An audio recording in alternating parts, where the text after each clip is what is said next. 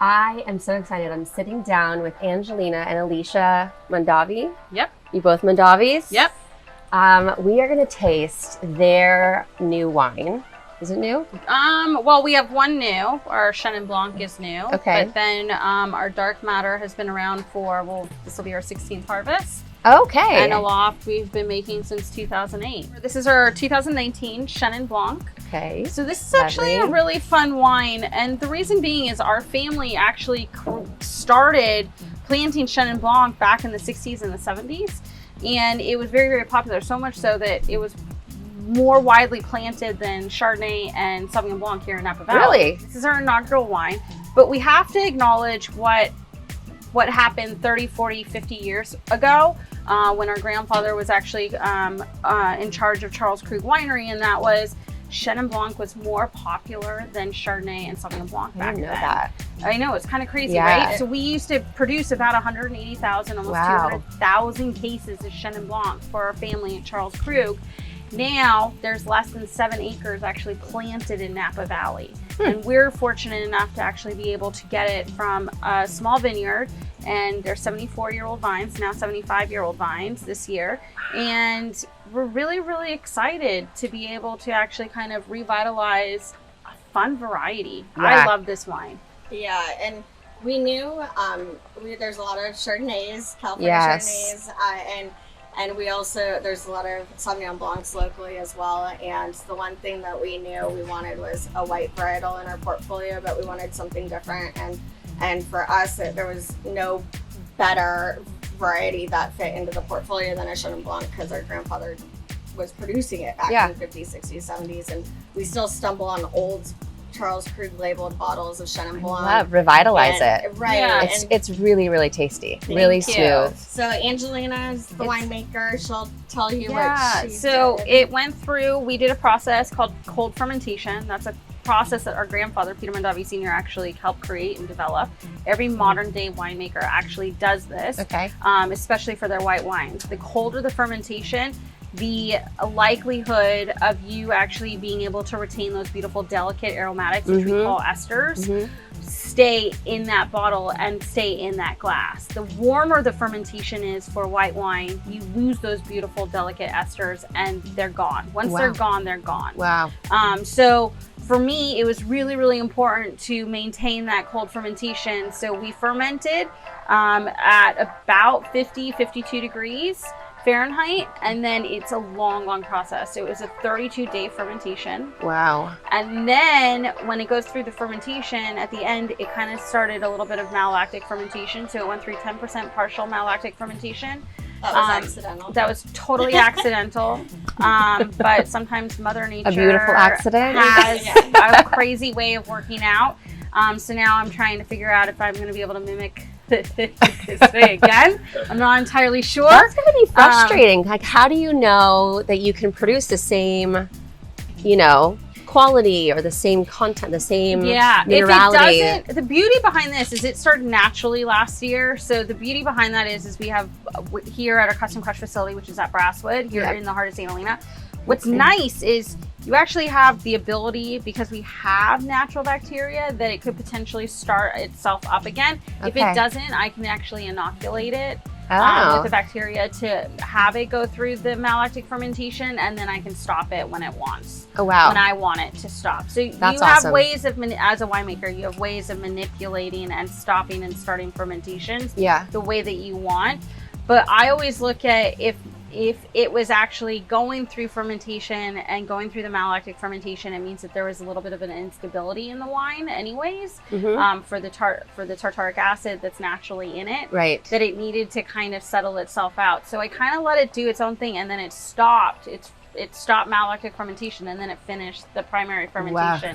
And I was like, okay, we're good to go.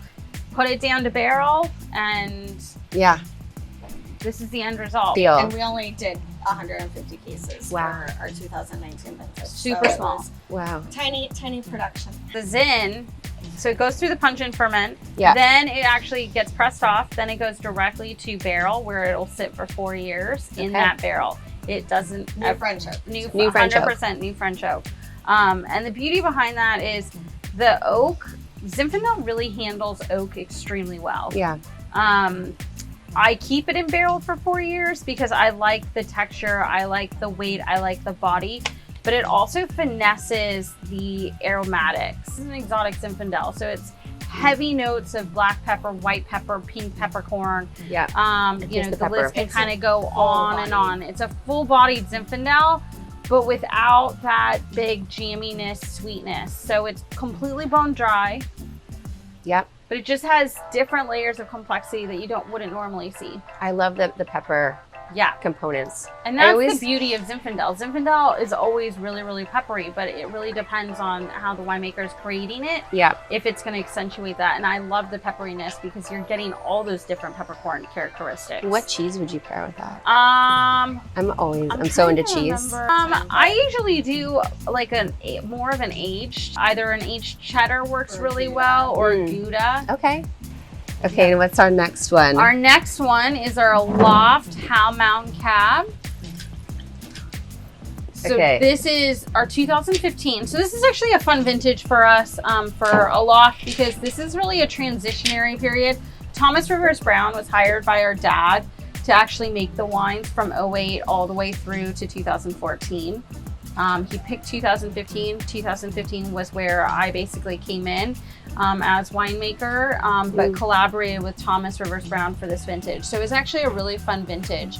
But my sisters and I actually acquired the brand. How do you like introduce a wine to market or get it into like the right? It varies on depends on demographic, price points, everything. It honestly, with this one being a very small production, we produce 250 cases to 400 cases on the high end each year. This does come off of a property that we acquired in 2005 and developed. We got our first vintage in 08 off of the property, and that's what launched the Aloft brand. And so for this, as I mentioned, instead of just opening it up to distribution, we wanted to organically start relationships through mailing lists and started getting involved with local charities and actually national charities even, and then just really pouring and sharing and telling the story and trying to, as I mentioned, organically grow a following. Yeah. So it really goes to show. I mean, it really shows you like the uniqueness of the microclimates. And for those of you guys that don't know what a microclimate is basically you have these small little pockets of influential air or a cooling section, and that's considered a microclimate. And then your neighbor might have a hotter pocket, and that is in itself its own microclimate. And it is kind of funny and kind of fun because you have Cold Springs. Cold Springs is all basically western facing, but what's unique about that vineyard is it gets the afternoon sun, so it gets a lot of the heat in the afternoon and less of the sun in the morning. Our Rocky Ridge vineyards, where Dark Matter Limitless comes from, it gets all the morning sun, but it doesn't get the heat from the afternoon sun. So it's almost like you have two completely opposite wines. So you're going to see the degradation of the skin and the berries for our Aloft are much more pronounced, but the flavors don't really show up until they're a little bit more ripe. Whereas Limitless struggles, we have a hard time getting it to get to that ripeness of the Aloft, but the flavors are there much earlier because of that sun influence. Right. Really shock the grape so that it kind of like struggles a little bit. It struggles a little bit, but the other thing too is it doesn't, because the sun, the heat, the afternoon heat, as we all know, it's warm, it's going to be like 105 here today. But when you have the afternoon sun, it's so intense, it actually starts breaking down that skin. Yeah. When you don't have that intense sun actually hitting the grapes immediately, those grape berries will actually stay harder, the tannins will be a little bit more pronounced, and that degradation of that skin is still intact. So it's really kind of interesting and kind of fun, and we'll do a side by side for you to actually kind of understand, because one is very red fruit forward and Aloft is more that blueberry, blackberry, you know. So it's kind of fun. This is our 2016 Limitless Cabernet Sauvignon from Dark Matter. 100% cab. So again, we're purists, as you can see, everything's 100%. So we really, how many cases did we make of this? I can't even remember. This one is dabbles between 150 and 200. Okay. So it's pretty small, comparatively speaking. The idea is eventually we'll kind of start expanding both the aloft and the dark matter, but we're not. It's not going to be crazy. I love that. I'm a cab girl. I love cabs. It's a big cab, but it's not super jammy in the front at all. No. And sometimes it can be, some cabs can be too jammy, too sweet. Yeah. Right. You feel like you just dipped into a jar of like blueberry jam. Right. Yeah. This is not that at all. This is delicious. Thank you. Yeah. And so the 15 was her, the first vintage she got involved in with the loft, and then the dark matter is the one that she's been making since the very beginning. And the Cabernet, though, our first vintage was in 2011, and which was considered a challenging year in Napa Valley. And we were fortunate, one of the buyers that was contracted to purchase fruit off of our parents' property dropped out at the last minute. So we swooped in and took the fruit, and we never gave it back. We never gave it back, and we've been buying the fruit ever since off the property to go into our Cabernet. Do you guys do like a membership thing? We do. Can people just like buy it and get an allocation? Right. Yeah, we so do. Everything's allocated. We do a little bit of distribution of the Aloft brand. Otherwise, everything else is mailing list only. Okay. We also just rolled out this year with Sister's Lunch pairing.